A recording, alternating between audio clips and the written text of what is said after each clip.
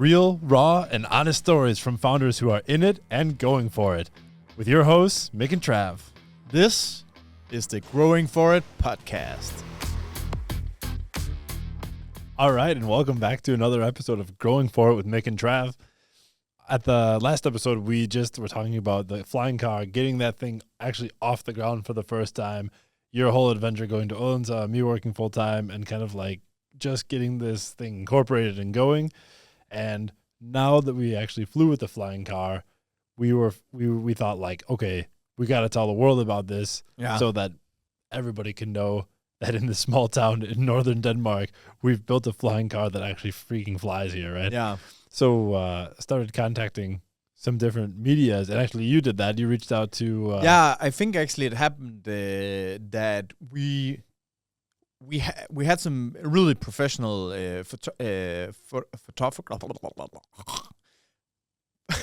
photography taken of the flying car, and then we made an ad on Facebook. I think we ran it with like a couple of $100, something like that. And then there was a journalist who contacted me. He wanted to come out and hear about the story, and then from there it kind of just spiraled off. Then we used that media coverage, which was the front page on a Sunday of the regional paper. Yeah, that was a big deal. That was a big deal. deal. That was like front page. Yeah. This flying car with the four of us standing by it. That was super cool. Yeah. And also a moment of being recognized for all those, all the hard work and all those extra hours, the 2 jobs, the whole 9 yards, right? Yeah.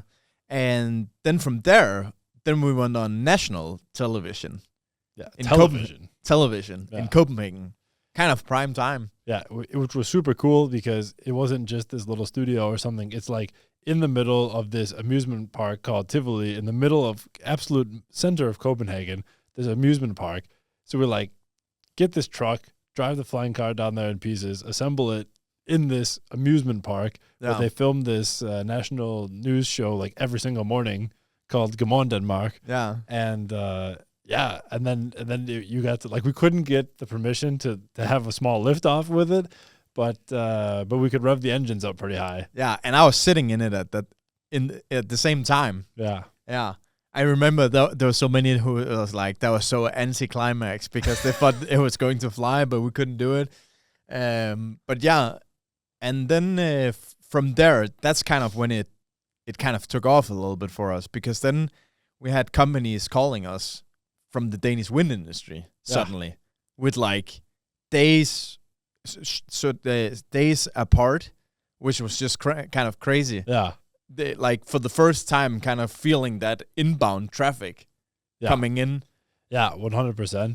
And that's such a good takeaway as well, is just like whatever you're doing, put it out there. Yeah. Like, be smart about it. Don't publish your secrets or whatever. But if there's something that you can let the world know about, like, let them know. Yeah. And then things come to you. Yeah, exactly. That's the day and age we're just living in and have been living in for a while now. Yeah. And that was the cool thing, because like we were making a flying car, and we even said on the media channel, like, yeah, we're going to go to Las Vegas and make this big flying go-kart thing, and it's going to be like crazy. People can fly their own flying car, and it's going to be nuts and all this stuff. And then, and like you said, then it's like all these companies from the wind industry, they're like, hey, you know what you should do? Mm-hmm. You should get rid of the human, make an unmanned version, put a hook under it, and deliver stuff to wind turbines for us. Yeah. And we were like, yeah, that's not at all what we do. Like, like, I don't know what you saw on the news, but that's not what we do at all.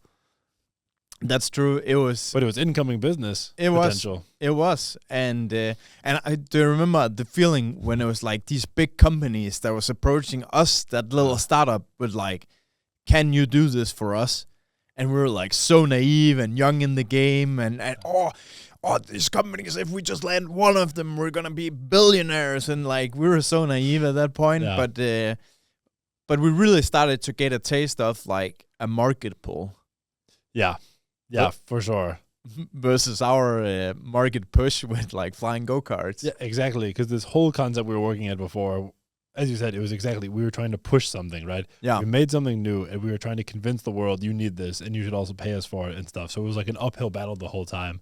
But then when we put out there that we had this big flying machine, right, then the wind industry said, well, we need stuff put on windmills, and we've been looking into like a drone solution for a while. Yeah. But there's nothing that we can find that's bigger and capable of doing this. Yeah. Because here we're talking like like 2022. Yeah. I mean, sorry, 2020. Yeah. 2020. Yeah, this is the summer of 2020. Yeah. Yeah. Yeah, and I believe actually we went on national television, and then we had an investor meeting, like right after. And I remember he was. I can't remember if we had actually been contacted. I believe we had actually been contacted right before we went on national TV by one of the big companies, and there we had kind of gotten a little bit of a sense of the use case and stuff, and we explained the two concepts to this multi successful millionaire, and he was just like, yeah, don't do the flying go-karts. Definitely go for the unmanned flying crane, right? And I remember you and me, we were like, we need to have a talk about what we're going to do going forward. Yeah.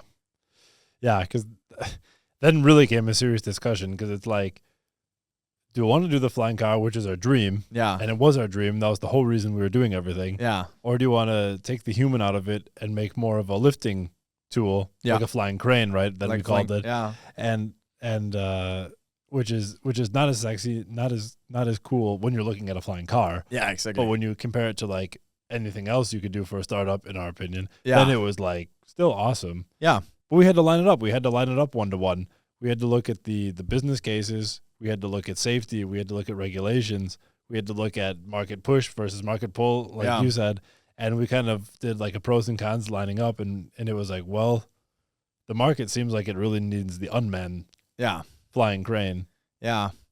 Yeah, I remember we had that talk, and I remember we were like, okay, let's pivot. Yeah. Let's pivot to this unmanned. And I fucking remember going home in the car crying, because like, fuck, now I don't get to fly that fucking flying car, because from there on, it was like, okay, but if we're going to do this, then we shouldn't use much more time on the flying car and getting that really tuned in with sensors. We need to like... No, we didn't have money, so we actually pulled the flying car apart. Yeah. We had to steal all the engines and batteries and everything, or the engines, motors and batteries and everything, electronics from the flying car to make the flying crane prototype. Yeah. So it was game over flying car, basically. Yeah. And it did suck, actually. Yeah. Emotionally, it was tough. Yeah. It was really tough. And it was kind of like, okay, the dream kind of died, but maybe it's just on the shelf, and maybe we'll pick it up again, even though you kind of know that's not going to happen. Probably not. No, probably not. But at the same time, we knew we were making a good decision, because it's just like the amount of time and money and regulations you need to go through to get something like a flying car into the market was just outrageous. Yeah. And also it just simply made sense that if we're going to make flying machines, let's make them without people in them first, and get really, really, really good at that. When you say it and like then that, put people in it. It seems so obvious. and it goes back to something about also being able to kind of kill your darlings. Like entrepreneurship is about a lot of stuff, but at the end of the day, the only fuel your company runs on is money. Yeah. No money in, you can't pay people, and then you don't have people. Maybe for a while as you're bootstrapping, but definitely not for the long run. And that means that if you're developing something that's never going to make money, you per se don't have a business. Like that, so you have to pivot and iterate until you're at a point where you make money. Yeah. That's it. Otherwise, it's game over. If the market doesn't want it, the market doesn't want it. You can't force it. No. Way too many entrepreneurs that we also talk to, they have a hard time doing that and killing it. And we as well. We've been there. We've done that. We've done the mistakes. But I think in this one, early on, we made a good mistake, or we made a good decision, like killing the project. That was a really good decision, and that's also something when we talk to lots of startups, when we're helping them fundraise and things like that as well, where they have an idea which they think is genius, and their two friends also think is genius, who are the co-founders, and their mom and dad think is genius. But you're like, okay, cool, but have you actually gone to the customers, like the people or businesses that you say are going to buy this thing? Yeah. Have any of them said, I'll give you money for that ahead of time now? Yeah. So I have a spot in line. No, we haven't really talked to any. We know they're gonna want it because this kind of exists and this kind of exists, and this is just better. Yeah, much better. And you're like, yeah, you can't make a company on that. No. Like, I hope you're right. Yeah. It doesn't mean you're wrong. It just means you haven't proven anything, and you want to just pour money and time and effort into something that maybe nobody wants. Hey, Mik and Trav here.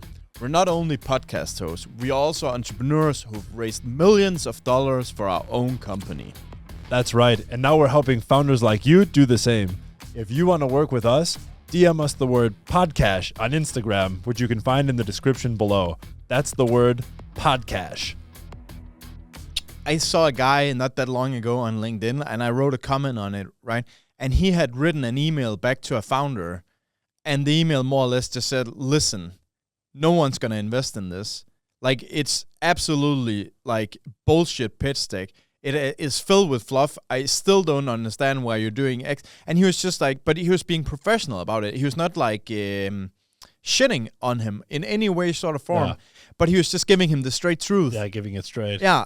And I said in the comments, thank you. Because there's only two solutions that's going to happen. One, he's going to fucking prove you wrong, which is going to make the world better because he iterated and pivoted until that was something that's going to make him money or worked for the customers that he would find. Or two, you saved him time because he was like, if this guy says that it's stupid, maybe I should listen and not waste time on it. Yeah. And wake up call. Yeah, and we actually need more of that. There's way too many people who's way too sweet, and it's just hard when it's your baby because it's like someone saying like, yeah, your baby is ugly and it's never going to have a girlfriend. And then you like kind of have to kill it. Like, yeah, you can kind of it hurts. It hurts, and you know you're hurting them now. But it's much better to get some rough feedback from a stranger short term rather than bankrupting your company because nobody was honest with you. Yeah, and wasting a lot of time and money. Yeah. But we took a good decision there and pivot the company, even though it was... Yeah, that was a rough one. That was a rough one.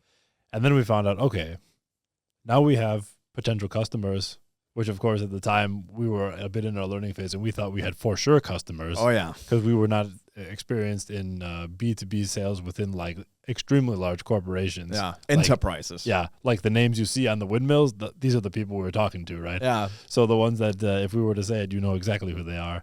And yeah, we were just a bit naive about that, but we thought, okay, we got customers, we have a business model that's much closer to market than the flying car. Mm-hmm. Now we need some cash to kind of get there, right? Yeah, to make the conversion of the flying car, getting that to actually become a flying crane. Yeah, we needed some cash for that. And in order to actually have the manpower to do it, we needed Mik back home in Aalborg and not in Odense doing the consulting work to pay for everything going on over here. Exactly. So we're like, all right, step one, let's go for some soft money. Let's go for some grants and see if we can get some, it sounds grants. I mean, when you get them, it's a great deal. Yeah. It's just like essentially a loan you don't have to pay back. It's just a pile of free cash, more or less. Essentially. If you stay within the project parameters and everything like that exactly. and do what you say you're going to do. So we applied for a couple of those. Mm-hmm. We've got a smaller grant granted to us, and we got a bigger InnoBooster grant granted to us at the time. So yeah, because I remember it. So we took this decision about pivoting, I think, in late August or something like that. And as soon as we made the pivot, you were like, okay, let's go for some grants because now we're in like sustainability, green transition. We could save a lot of CO2 and money, which was kind of what the customers told us. Like your guys' solution can save like a lot of money and a lot of CO2 and all these fancy words, right? And it was highly innovative as well. Highly innovative, right? Yeah. And it hadn't been done before, the use cases that we're looking into. Yeah. And then you kind of like took and ran with that process. Yeah, and just kind of found out that when you apply for grants, like the cool thing about them is it's just a pile of free money essentially. Mm-hmm. But the hard thing about it is it's a pile of free money, so everybody wants it. Like everybody wants it. Yeah. So there's so much competition when you're applying for grants, and like I just realized straight away this is not my strength. It's also not your strength to sit and make a perfect grant application, to do the perfect research, and to phrase everything properly. Yeah. So we said, okay, let's get some consultants who do this. Let's get them on board. Let's get them in, pay them their fee, and then get this grant going so we can have the cash to get going, right? Yeah. So we onboarded a really good consultant. If you want to know who it was, just write to us. We'll tell you. But they helped us write the grant application. It was a very much done with you process where they did a lot of the writing, but we were feeding the information and doing a lot of the correcting and verifying the research and everything like that. And then, like you said, the process started in August, and then at the end of October, like the very end of October, 2020, something like that. Then at the end of my workday, I got an email like, you've been approved for the InnoBooster grant, which was, something like $125,000. Yeah, that's right. 800,000 kroner. And that was just like, I almost yelled in the office because I was teaching at UCN still, teaching the innovation entrepreneurship, and I almost yelled out in the office. I think I did like a little bit, but I suppressed it, and I was so pumped. And then that day, I mean, on like a total side personal note, that day was insane for me because I did that happened at like 3:00 during the workday. And then I went home, and my girlfriend Julie and I, we had been looking at houses, and we put a bid in on this house, and that got accepted that night too. So I literally like went like one of the highs. Yeah, got a lot of money in, and then spent a lot of money personally on the side too, and bought a house on the same day. So that was completely insane, and like a whole other part of the journey, because Julie, she's also been real supportive during this process when you've been Unsa, and so you've had Claudia, but I've also been doing the nights and weekends, and Julie was a big champ about that as well. And luckily she was a busy author, so that worked out pretty well too. So yeah, I remember it. It was so crazy. Like, it was just one of those when you go back and remember it. The only thing I just want to say to people out there who's entrepreneurs and stuff, like, remember to celebrate those wins. Yeah, it goes way too fast. You're on to the next thing. You're on to the next. Yeah, the next thing, and you just keep pushing the bar for what's possible. But really reflect on it. Like take a couple of hours to just talk about how great it is, how great it feels, and just lock use that feeling in. Yeah, log it in. Growing Forward is sponsored by Shaping New Tomorrow, State Energy, and Vestermark Consult. You'll find links to our sponsors in the description below. Cheers, Trav. Cheers. But the crazy thing though was when I called you, it was just like, dude, like, you're coming home, bro. Oh yeah, that's right. Like, you're coming home. Yeah, because right. We needed that cash so that you could quit in Odense and move back to Aalborg and use this money so you could become full time again. That's right. That's right. Yeah. That was a lot of stuff. Actually felt like it really aligned up there, right? The end of the 18 months of you essentially living 3 hours from home most of the time. Yeah, exactly. Because you were working like 40, 50 hours in Odense. And then coming home. But then you were also working like 20 hours on Airflight on the weekend. Yeah.